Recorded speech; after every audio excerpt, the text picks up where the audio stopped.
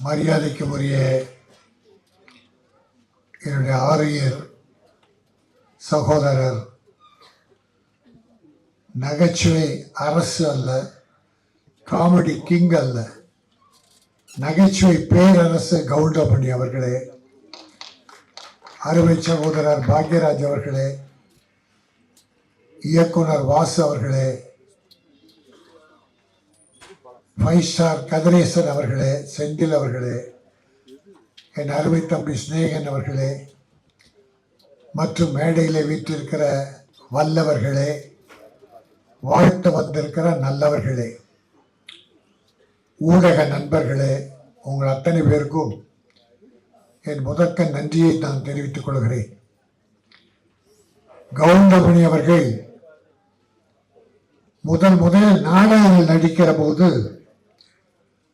அவரை நான் நாடக நடிப்பை பார்த்து ரசித்தவன்.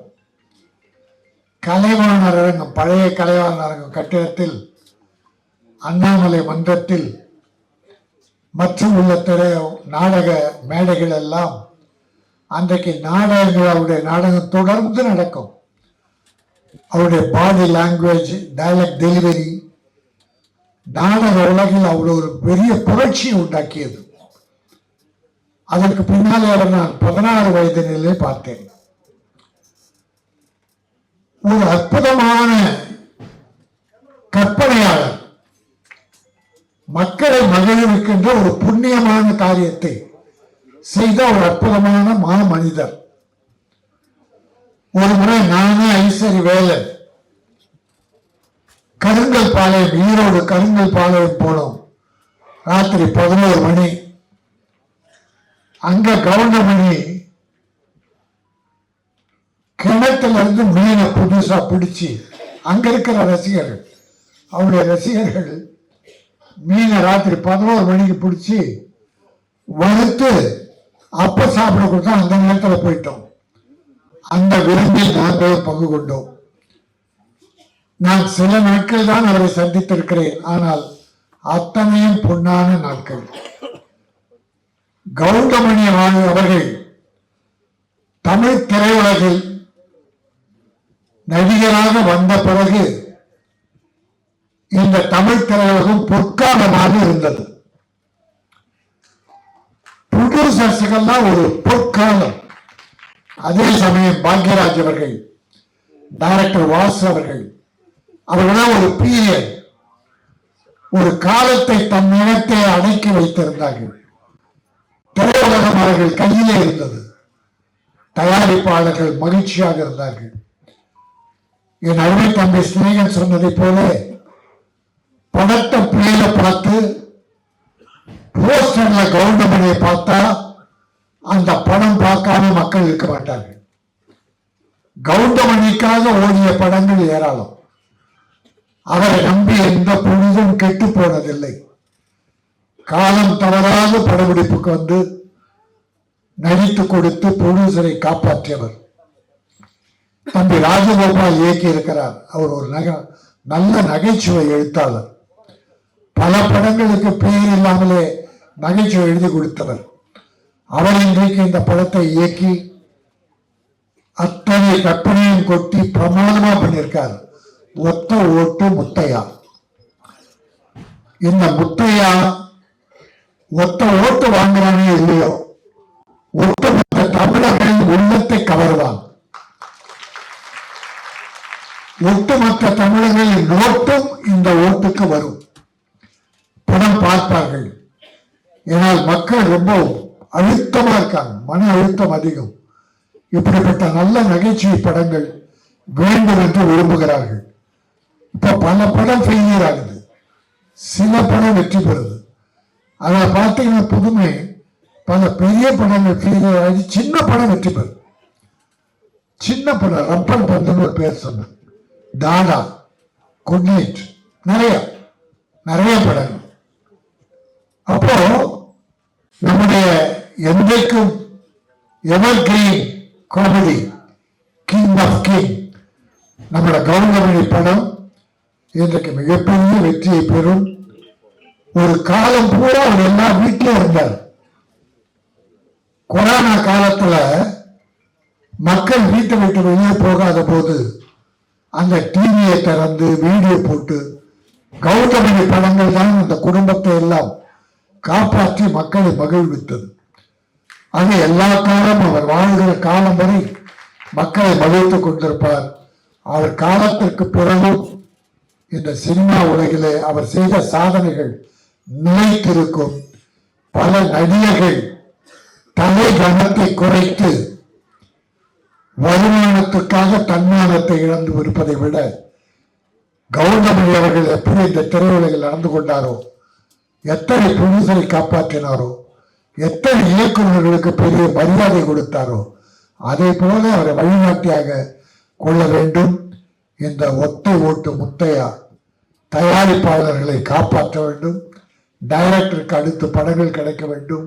நிறைய நட்சத்திரங்கள் காமெடி நடிகர்கள் எல்லாம் அற்புதமாக போட்டிருக்காரு. மியூசிக் 2-3 பாட்டு பார்த்தோம், அற்புதம், நல்லா இருந்தது. மியூசிக் டைரக்டர் வாழ்த்துக்கள். அது ஒரு கவர்ச்சி பாட்டு. இப்பெல்லாம் பாவாடை தைக்கிறாங்க சார், பாக்கியரா சார், பாவாடை தைக்கிறாங்க ஃபுல்லா. அது ஏதோ கீசி விட்டுறாங்க. ஒரு நல்ல முழுசா போட துணி வாங்கி பாவாடை தைச்சு ஒரு 5 இடத்துல கிழிச்சு விட்டுறாங்க. அந்த பாவாடை துணி மட்டும் தெரிய மாட்டேங்குது. நன்றி, வணக்கம்.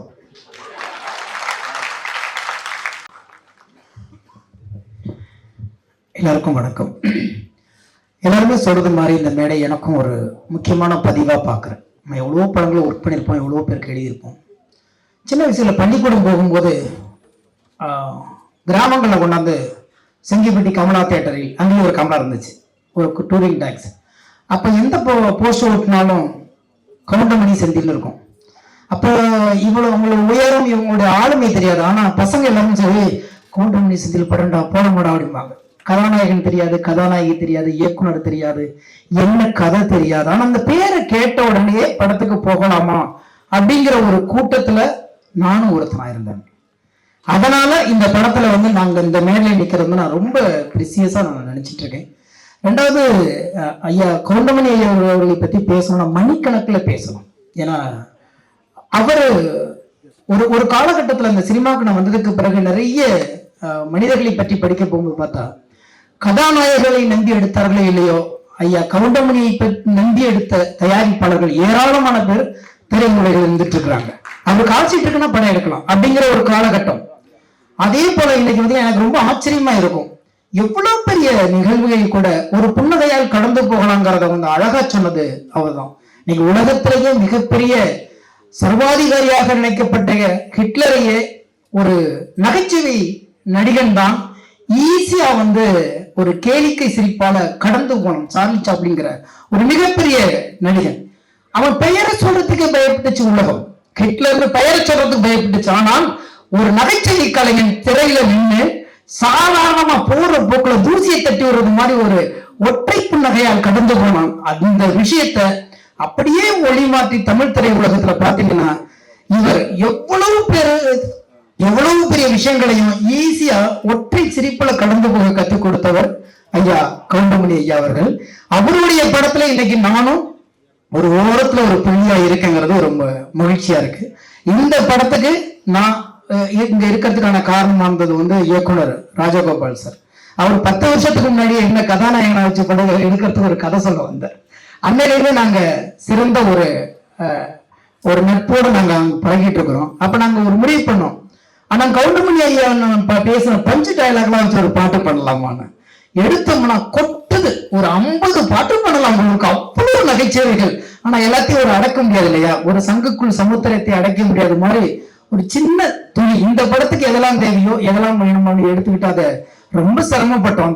அந்த டயலாக்க மட்டும் நான் ஒரு வார்த்தை கூட நான் யோசிக்கவே இல்லை. அண்ணன் ஏற்கனவே பேசி வச்சுட்டாங்க. நாங்கெல்லாம் ரசிச்ச வரிகள், ரசிச்சு கை தட்டின வரிகள், அதையெல்லாம் எங்கெங்க கோக்கணும்ட்டு இயக்குனர் இசையமைப்பாளர் சித்தார்த்த கூட உட்கார்ந்து அந்த பாட்டை பண்ணோம். எனக்கு ரொம்ப மன நிறைவா இருந்துச்சு. இன்னைக்கு நான் கேட்கும் பொழுது வீட்டுலயும் சிரிச்சுக்கிட்டே இருப்பேன். அந்த பாட்டு எழுதும்போது நம்புறீங்களே இல்லையோ ஒரு 50 பக்கம் எழுதியிருப்பேன் அதுக்கு. ஏன்னா அவ்வளவு டயலாக்ல இருந்து எடுத்து கொஞ்சம் கொஞ்சமா நாங்க சேகரிச்சு ஒரு அழகான ஒரு ரசனைக்குரிய ஒரு பாடலா கொடுத்தோம். அதே மாதிரி ஒரு கமர்ஷியல் சாங், வழக்கமா ஸ்னேகனாவே ஒரு கமர்ஷியல் சாங் கொடுப்பாங்க, அப்படி ஒரு முத்திரை குத்தி வச்சிருக்காங்க. அதனால இந்த படத்துல 2 பாட்டு எழுதியிருக்கிறேன். அதை மீறி இந்த 2 பாட்டு எழுதுறது படத்துக்கு நம்ம வந்து இந்த ஒரு பாடலாசிரியர் நிக்கிறதை விட கவுண்டமணி ஐயாவுடைய நான் சின்ன வயசுல பள்ளிக்கூடத்துல ரசிச்ச ஒரு மகா கலைஞனுடைய ஒரு படத்துல நானும் இருக்குங்கிறது ரொம்ப மகிழ்ச்சி. எனவே 1000 நடிகர்கள் வந்தாலும் அடுத்த தலைமுறை நடிகர்கள் அவர்களை ஓரங்கட்டி கொண்டு இருக்கிறார்கள். எல்லாருக்கும் மாற்று இருக்கிறது. ஐயா கவுண்டமணி ஐயாவுக்கு மட்டும் எப்போதும் மாற்றே இல்லை. ஒரே ஒரு கவுண்டமணி தான், ஒரே ஒரு ஜாம்பவான் தான். ஏன்னா அவருடைய இடத்தை யாருமே நிரப்ப முடியாது. ஏன்னு கேட்டீங்கன்னா அவரு திட்டினா மட்டும்தான் யாருக்கும் கோபம் வராது. அவரு கிண்டல் பண்ண மாதிரிதான் யாருக்கும் ஒரு மாதிரி அந்த செய்ய வராது. ஏன்னு கேட்டீங்கன்னா நேசிச்சுட்டோம். பிடிச்சவங்க எவ்வளவு சொன்னாலும் பிடிக்கும் இல்லையா நமக்கு. பிடிக்காதவங்க சிரிச்சா கூட நமக்கு பிடிக்காது. ஆனா பிடிச்சவங்க முறைச்சா கூட பிடிக்கும் இல்லையா. அந்த மாதிரி எல்லாருக்கும் பிடித்த ஒரு கலைஞர். அவரை கொண்டாட வேண்டிய ஒரு காலகட்டத்தில் நின்றுகிட்டு இருக்கிறோம். இந்த மேடை பார்க்கும்போதுதான் எல்லாமே ஒரு ரெட்ரோ காலம் திருமணம் மாதிரியே இருக்கு. நம்ம வந்து விசில் அடிச்சுக்கிட்டு டூரிங் டாஸ்ல படம் பார்க்கும்போது யாரையெல்லாம் ஆகாயம் மாதிரி அண்ணாந்து பார்த்தோம். அவ்வளவு ஜாம்பவான்கள் இருக்கிறாங்க. அந்த மேடையில எனக்கு ஒரு நாற்காலி கிடைத்ததற்காக தயாரிப்பாளர், இயக்குனர், இசையமைப்பாளர், என் கூட சேர்ந்து எழுதின அன்பு தம்பி மோகன்ராஜ் எல்லாருக்குமே நன்றி கூறி விடைபெறுகிறேன். நன்றி, வணக்கம். மேடையில் அணைந்திருக்கும் அனைவருக்கும் இனிய காலை வணக்கம். மற்றும் பத்திரிகை நண்பர்களுக்கும் ஊடக நண்பர்களுக்கும் மீண்டும் ஒரு முறை உங்களுக்கு வணக்கத்தை சொல்லி, ஒத்த ஓட்டு முத்தையா படத்தினுடைய தயாரிப்பாளர் இன்னைக்கு காலையில் பார்த்துருப்பீங்க. ஒரு 25 ஃப்ளைட்டு கேன்சல். அதில் அவர் வந்த ஃப்ளைட் 1 கேன்சல். ஆனால் அவர் வர முடியல, ஆந்தியா வந்துட்டு இருக்காரு. இருந்தாலும் இணை தயாரிப்பாக இருந்து கூடவே இருந்து எல்லாத்தையும் வழிநடத்தி சென்ற லட்சுமி ராஜன் அவர்களுக்கும், இயக்குனர் ராஜகோபால் அவர்களுக்கும். அவர் எழுதி நிறைய படங்கள் நடிச்சிருக்கேன். ஆனால் அவர் டைரக்ட் பண்ணி 2-3 படங்கள் பண்ணாரு. இந்த 3 படத்துலையும் நான் இருக்கேன், அதோட இதுலையும் இருக்குங்கிறது மிகப்பெரிய சந்தோஷம். கவுண்டமணி என்னை பற்றி சொல்லணும்னா, இந்த ஒரே ஒரு சீன் பார்த்துருப்பீங்க அந்த ட்ரெய்லரில் வந்ததில். குபேர்னு அத்தனை பேர் இருந்துச்சிருச்சிங்க அந்த முடியை பற்றி சொன்ன ஒன்று.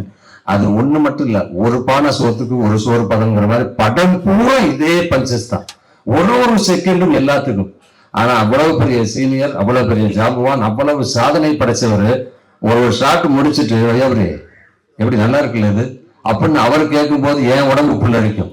நான் ஒவ்வொரு ஷாட்லையும் நல்லா இருக்குல்ல, எப்படி ஓகே தானே இது, இல்லை வேற ஏதாவது பேசணுமா, வேற ஏதாவது போடுவோமா அப்படின்னு விடாம ஒரு கவுண்டரா போட்டுக்கிட்டே இருப்பார். அதனால இங்க வந்து முன்னாடி உட்கார்ந்த உடனே அவர் அடிச்ச கமெண்ட் பின்னாடி சீட்ல உட்காந்துருந்தேன். ஷூட்டிங் ஸ்பாட்ல மட்டும் இல்ல, போன்ல பேசினாலும் சரி, யாரு கூட பேசினாலும் சரி, விடாம சிரிச்சுக்கிட்டே இருக்கலாம். அந்த அளவுக்கு நகைச்சுவையோடு பேசிக்கிட்டே இருப்பாரு. இங்க முன்னாடி உட்கார்ந்து இருக்கும் போது பன்னீரை பக்கத்துல சேர்ல இருந்து சாஞ்சி கீழே விழுந்திருப்பார். நல்ல வேலை சோபாவா இருந்தது. பன்னீர் விழுந்து விழுந்து விழுந்து சிரிச்சிட்டு இருக்காரு. எனக்கு லேசா 1-2 வார்த்தைகள் தான் விழுந்தது காதுல. இருந்தாலும் என்னால கண்ட்ரோல் பண்ண முடியல. பக்கத்துல பாக்கியராஜ் சார உட்காந்துட்டு கர்ச்சிப்பை வாயில வச்சுட்டு அப்படியே இருக்காரு.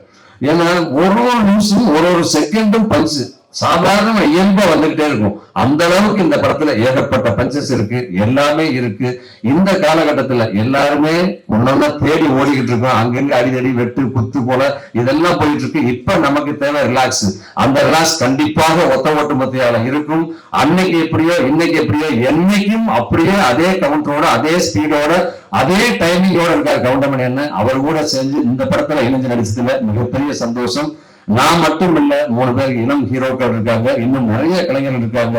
அத்தனை கலைஞர்களுக்கும் அத்தனை டெக்னீஷியனுக்கும் எனது மனமார்ந்த வாழ்த்துக்கள். இந்த படம் வெற்றியடைய நீங்க இருக்கீங்க, இறைவன் இருக்காரு, நல்ல டைம் இருக்கு, நல்ல நேரம் இருக்கு. பிப்ரவரி 14 கண்டிப்பாக இந்த படம் மாபெரும் வெற்றி படம் அமையும். நன்றி, வணக்கம். ஒத்த ஓட்டு முத்தையா பாடல் வெளியீட்டு விழாவுக்கு வந்திருக்கின்ற மதிப்புமிக்க பத்திரிகை நண்பர்களே, சமூக ஊடக நண்பர்களே, இங்கே பார்வையாக வந்திருக்கின்ற அத்துணை ரசிகர்களுக்கும் மேடையில் வீட்டிருக்கின்ற ஜாம்பவான்களுக்கும் என்னுடைய முதற்கண் வணக்கத்தை தெரிவிச்சுக்கிறேன். நான் கனவு கூட நினைச்சு பார்க்கல கவுண்டமணி கூட நடிப்பேன் அப்படின்னு ஒருத்தர் சொன்னாரு. நான் கொஞ்சம் வித்தியாசம். ஒரு 6 வருஷத்துக்கு முன்னாடி கவுண்டமணி கூட நடிக்கிற மாதிரி ஒரு சின்ன கனவு கண்டேன். அதுல அவர் எனக்கு கொடுத்த கவுண்டர், ஏன் எதுக்கு எடுத்தாலும் ஓயாம பேசிட்டே இருக்க, கொஞ்சம் நிப்பாட்டு அப்படிங்கிற ஒரு சவுண்ட் எங்க காதல் விடு. சத்தியமா நடத்துற உண்மை. கனவு பழிக்குமா எனக்கு பழிச்சிச்சு உண்மையிலே. இது நான் பொய்யா சொல்ல. அது ஒரு நீளம் மங்கள ஞாபகத்துல இருக்கு. அப்ப கவுண்டமணி என்ன கூட போய் நான் நடிக்கும் போது அப்படியே அவர் என்னை எதுவுமே சொல்லல. சமகாலத்துல இவர் வளர்ந்து வர ஒரு நகைச்சுவை வில்லன் நடிகருங்கிறது அவர் நிறைய பேர் சொல்லியிருப்பாங்க போட்டிருக்கு. ரொம்ப மரியாதை கொடுத்து ஷூட்டிங் ஸ்பாட்ல ஒரு ரிஹர்சல் எனக்கு பயமா இருக்கும். நான் வந்து கவுண்டமணியோட நடிக்கிறேன்னு வேற மாதிரி வேற படத்துல வந்து சிங்கிள் டேக்ல பயங்கர ஸ்பீடா பேசுவேன், பயங்கர முடிப்பேன், ஒரே டேக்ல நடிப்பார்னு ஒரு பேர் இருக்கு எனக்கு. ஆனா கவுண்டமணி நடிக்கும் போது வந்து ஏதாவது தப்பா இருமைங்கிறத என்ன பண்ண அவருக்கு முன்னாடி ரிஹர்சல் பார்ப்பேன். நான் ரிஹர்சல் பாக்குறதுக்காக அவர் என்ன பண்ண எனக்கு கவுண்டர் கொடுத்துட்டே இருப்பாரு. 4 தடவை ரிஹர்சல் பார்த்தா 4 தடவை அவர் டைலாக் எனக்கு சொல்லிட்டே இருப்பார். எனக்கு ஷாக்கா இருக்கும். ஒரு தடவை சொல்லிட்டு விட்டுடலாமே, நம்மளுக்கு கம்பெனி கொடுக்குறாருன்னு நினைப்பேன். அது என்ன ஒரு உண்மைன்னா ஒரு கலைஞன் முயற்சி பண்றான், நல்ல டேக் வரணும்னு, அதுக்கு நம்ம உதவி பண்ணுங்கிற ஒரு தன்மை இத்தனை வயசு வரைக்கும் இருக்கு. அதை நான் பார்த்தேன். இந்த இடத்துல நான் 2 பேருக்கு மிக முக்கியமா நன்றி சொல்லணும். ஒண்ணு வந்து இயக்குனர், எங்களுடைய எழுத்தாளர் சங்கத்தின் தலைவர், திரைக்கதை மன்னர் பாக்கியராஜ் சார் அவர்களுக்கு. என்னன்னா இன்னைக்கு பாக்கியராஜ் சார் இல்லைன்னா நம்மளை இத்தனை வருஷமா சிரிக்க வச்சிட்டு இருக்க கவுண்டமணி சாருடைய காமெடி ஒன்று இருந்திருக்காரு. அந்த எழுத்தாளனா அவர் வந்து பாரதியார் சார்ட்ட போய் கவுண்டமணி அறிமுகப்படுத்தி, இவர் நல்லா நடிப்பார், நடிக்க வைங்கன்னு சொல்லி, பாரதியார் சார் எப்படியா உனக்கு எப்படியா நம்பிக்கை இருக்கா, எனக்கு நம்பிக்கை வரலையான்னு சொல்லி நம்பிக்கையை ஏற்படுத்தி அன்னைக்கு மிகுந்த சிரமப்பட்டு கவுண்டமணி பாரதியார் சார்ட்ட போய் அறிமுகப்படுத்தி ஒரு மிகப்பெரிய வாய்ப்பு வாங்கி கொடுத்ததுதான் நம்ம இத்தனை வருஷம் சிரிச்சிட்டு இருக்கான மூலாதாரம். இந்த பாக்கியராஜ் சார் தெரியல, கவுண்டமணி வந்திருப்பாரு, ஆனா எப்ப வந்திருப்பாரு எனக்கு தெரியாது. அப்படிப்பட்ட மனசுக்கு எங்க பாக்கியராஜ் சாருக்கு மிகுந்த நன்றி. அப்புறம் இங்க எங்களுடைய இயக்குனர் டி வாஸ் சார் இருக்காங்க. சமீபத்தில் அவங்களுடைய டைரக்ஷன்ல சந்திரமிக் 2 நடிச்சேன். ஐயோ சார் டைரக்ஷன்ல இத்தனை வருஷம் நடிக்காம போயிட்டேங்கிற ஏக்கத்தை வந்து கிரியேட் பண்ணாரு. அவ்வளவு எளிமையான டைரக்டர். ரஜினிகாந்த் சாரை வச்சு எல்லாரையும் வச்சு படம் பண்ணிட்டார். அதாவது தமிழ்நாட்டில் மட்டும் கிடையாது, கர்நாடகத்துல, தெலுங்குல, ஹிந்தியில எல்லாத்துலயும் டைரக்ஷன் ஒரு மிகப்பெரிய ஆளுமை. என்னை ரொம்ப சாதாரண ஒரு தம்பி மாதிரி ட்ரீட் பண்ணக்கூடிய ஒரு நண்பரா இயக்குனராக இருப்பார் வாசாரு. அந்த வாசார் படங்கள் வந்து கவுண்டமணி மிகப்பெரிய ஒரு ரீச்சை கொடுத்துருக்கீங்க, பார்த்துருப்பீங்க.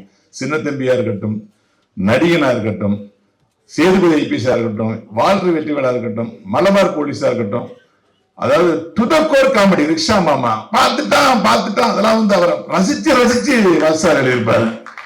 அந்த 2 பேரும் இன்னைக்கு வந்தது வந்து நிகழ்ச்சியோட முத்தாய்ப்பா நான் நினைக்கிறேன். ஏன்னா ஒருத்தர் அறிமுகப்படுத்தியவர், ஒருத்தர் கவுண்டமணி வந்து ஒரு பீக்கு கொண்டு போன ஒரு டைரக்டர்.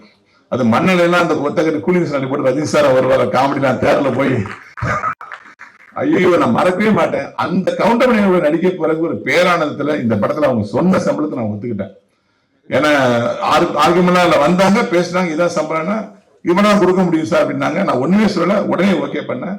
ராஜகுமார் சார் வந்து ஒரு மிக சிறந்த இயக்குனர், டைலாக் ரைட்டரா உங்களுக்கு தெரியும், ஒரு கதையாசிரியர் தெரியும், ஒரு காமெடிட்டராக தெரியும்.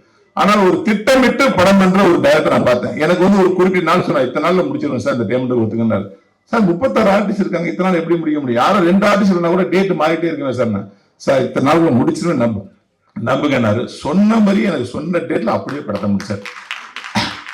இந்த இயக்குநர்கிட்ட திட்டமிடுதல் என்ன நம்ம கத்துக்கணும். உண்மையிலே ராஜகோபால் சார் வந்து ஒரு டைரக்ஷன் பண்ணும்போது போல ஆர்டிஸ்ட் இருக்காங்க, ஒரு 10 ஆர்டிஸ்ட் இருந்தாவே டைரக்டருக்கு டென்ஷன் வந்துடும். இவங்களை எப்படி ஹேண்டில் பண்றது, எல்லாம் கேரவன்ல உட்காந்துருப்பாங்க, அசம்பிள் பண்ண அப்படின்னு ரொம்ப ஈஸியா டேக்கிள் பண்ணுவாரு. யாருக்கு என்ன ஷாட்டோ அவங்கள மட்டும் கூப்பிடுங்க, மற்றவங்க டிஸ்டர்ப் பண்ணாங்க பாரு. ரொம்ப எளிமையா கோவமே படாம அப்படி அழகா இருப்பாரு. அவர் டைரக்ஷன்ல நடிச்சுட்டே இருக்கலாம்னு தோணும். சுதந்திரம் நிறைய கொடுப்பாரு. இந்த படத்துல வந்து இவ்வளவு தூரம் பாத்தீங்கல்ல, இன்றைய அரசியலை மிக தெளிவாக யார் மனசு புண்படாம புட்டு வச்சிருக்காரு. உங்க எல்லா கட்சிக்காரர்களும் இந்த அரசியல் பிடிக்கும். எல்லா கட்சியிலும் நல்ல விஷயங்களை அழகா சொல்லியிருக்காரு. இந்த படம் மிகப்பெரிய வெற்றி பெறும். இந்த படத்தை தயாரிச்ச ரவிராஜா அவர்கள் வந்து பிளேட் வர லேட்டா சொன்னாங்க. அவர் இந்த ஃபங்க்ஷனுக்கு மட்டும் இல்ல, இது வரைக்கும் நான் அவரை பார்த்ததே இல்லை. அவர் இடத்துல வந்து கோவை லட்சுமிராஜன் தான் இருந்து அந்த இடத்தை பூர்த்தி பண்ணாரு. ஒரு தயாரிப்பாளர் வந்து எவ்வளவு மெனக்கெட்டு ஒரு ப்ராஜெக்டை காப்பாற்றுவாரோ, எவ்வளவு சிக்கனமா பண்ணுவாரோ, அந்த சிக்கனத்தை அவர் உட்கார்ந்து பண்ணாரு. இணை தயாரிப்பாளர் சொல்லுவாங்க. என்னை பொறுத்த வரைக்கும் நான் பார்த்த தயாரிப்பாளரே அவர் தான் பாக்குறேன். ரவிராஜா சாருக்கும் கோவை லட்சுமிராஜா சாருக்கும் நன்றி. இந்த படத்துல கேமராமேனா வந்து ஹெக்டேர் என்கிற காத்தாராயன் பணியாற்றி இருக்காங்க. அவர் கொடுக்கப்பட்ட சோர்ஸ் லைட்ஸ்லாம் ரொம்ப கம்மிங்க. ஆனா பாத்தீங்கன்னா எவ்வளவு தெளிவா இருந்தது. ரொம்ப கம்மியான ஒரு சோர்ஸ் கொடுத்தோம், அவைலபிள் லைட்ஸ் கொடுத்தோம். அவைலபிள் லைட்ஸை வச்சு வந்து பிரமாதமா பண்ணியிருக்காரு. அப்படி மியூசிக் விபின் தாஸ் வந்து எல்லாமே எதற்கு தான் ஆசைப்பட்ட பாலகுமார் படத்தில் உங்களுக்கு தெரியும். ஆனால் எனக்கு அவர் நடிகராக மலையாள படத்துல மிஷன் 9 Days ஒரு படம் மேஜர் ரவி டைரக்ஷன் பண்ண மம்முட்டி சார் படத்துல வந்து நான் வந்து கேம்பியான ஒரு கமிஷனர் கேட்டு பண்ணேன். அது வந்து மறைந்த பாரத பிரதமர் திரு ராஜீவ்காந்தி மரணத்தை பற்றிய படம். அந்த ராஜீவ்காந்தி அவர்களாக விபின் தாஸ் நடிச்சிருந்த அந்த படத்தில். அப்பேற்பட்ட கலைஞன் இன்னைக்கு தமிழ் சினிமாவில் அவர் இல்லாத படங்களே இல்லை. மிக எளிமையான மியூசிக் டைரக்டர்.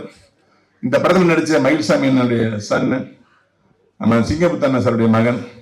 அதுக்கப்புறம் நாகேஷ் சார் பேரன், அவங்க கூட சேர்ந்து நடிச்ச இந்த 3 ஹீரோயினி, என்னோட சேர்ந்து நடிச்ச இயக்குனர் நடிகர் ஸ்ரீ ரங்கநாத் சார், அனுபவன் சார், நம்மளுடைய சிசர் மனோகரன் சார், எல்லாத்துக்கும் என்னுடைய வையாபுரி என்ன எல்லாத்துக்கும் என்னுடைய மனமார்ந்த நன்றிகளையும் வாழ்த்துக்களையும் தெரிவிச்சுக்கிறேன். இந்த ஒத்த ஓட்டு முத்தையா நிறைய ஓட்டுகளை பெறும், 7 கோடி ஓட்டுகளையும் பெறும் நான் சொல்றேன்.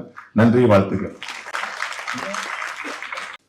இங்கே வருகை தந்திருக்கும் என்னுடைய பத்திரிகை சொந்தங்களாகிய உங்கள் அனைவருக்கும், மேடையில் வீட்டிற்கும் மிகப்பெரிய ஜாபவான்களாக அமர்ந்திருக்கும் அனைவருக்கும், பாக்யராஜ் அங்கிள் அவர்களுக்கும், கே ராஜன் அங்கிள் அவர்களுக்கும், திரையுடைய பொக்கிஷம் அண்ணன் கவுண்டமணி அண்ணன் அவர்களுக்கும் மற்றும் மேடையில் அமர்ந்திருக்கும் அனைவருக்கும் என்னுடைய முதற்கண் வணக்கங்கள். இந்த படத்தில் நானும் ஒரு கேரக்டர் பண்ணியிருக்கேன். அதுவும் ஒரு பொக்கிஷத்தோடு நடிக்கிற ஒரு கேரக்டர் பண்ணியிருக்கேன். அது அண்ணனோட பண்ணது தான்.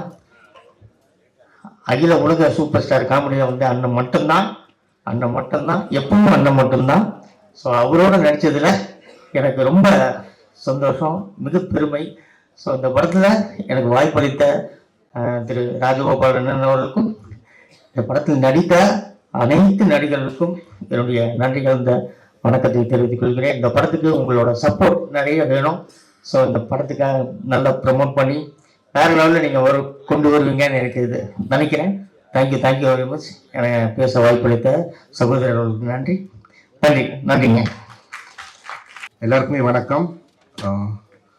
Firstly, congratulations to Cinecrafts Production House, Ravi Raj sir and Kovai Lakshmi Rajan sir. ஒரு ஃபர்ஸ்ட் டைம் ப்ரொடியூசர்ஸ் இவ்வளோ பெரிய ஒரு ப்ராஜெக்ட் எடுத்து இவ்வளோ சக்ஸஸ்ஃபுல்லாக ஆடியோ லான்ச் கொண்டு வந்து ரிலீஸ் பண்ண போகிறாங்க. So congratulation sir, welcome to the Tamil industry. இந்த மாதிரி சூப்பர் ப்ரொடியூசர்ஸ் நம்ம தமிழ் இண்டஸ்ட்ரிக்கு வரணும், படம் சப்போர்ட் பண்ணணும். And that to with summon like Goundamani sir.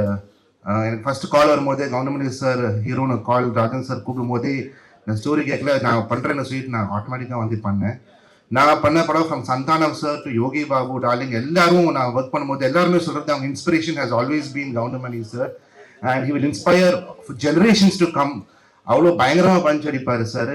அவங்க சொல்கிறாங்க மைக் டைசன், முகமது அலி தான் பஞ்ச் கிங்னு, நான் சொல்கிறது கவுண்டமணி சார் தான் பஞ்ச் கிங்னு நான் சொல்கிறது.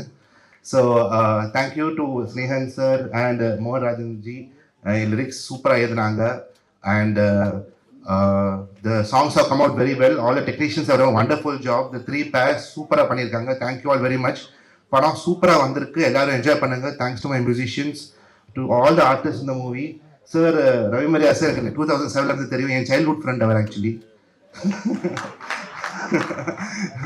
ஸோ படம் ஹியூமரஸாக இருக்கும். ராஜகோபால் சார் டைரக்ஷன் எவ்வளோ எக்ஸ்பீரியன்ஸ் இருக்கு. ஒரு தாட்டி அவர்கிட்ட உட்காரும் போது எவ்வளோ படத்துக்கு அவர் எழுதியிருக்காரு. ஒரு காமெடி சீன் உறவு பண்ணுறது எவ்வளோ கஷ்டம்னு எனக்கு தெரியுது. ஏன்னா சிரிக்க வைக்கிறது சச் எ டிஃபிகல்ட் ஜாப். அவர் சூப்பராக பண்ணியிருக்காரு. எல்லாருமே என்ஜாய் பண்ணுங்க. P Vasu sir, Bhagyaraj sir, Rajan sir, thank you so much for gracing this occasion. And I will all see you மதுரையில் நம்ம சக்ஸஸ் பார்ட்டி பார்த்துக்கலாம். Thank you very much.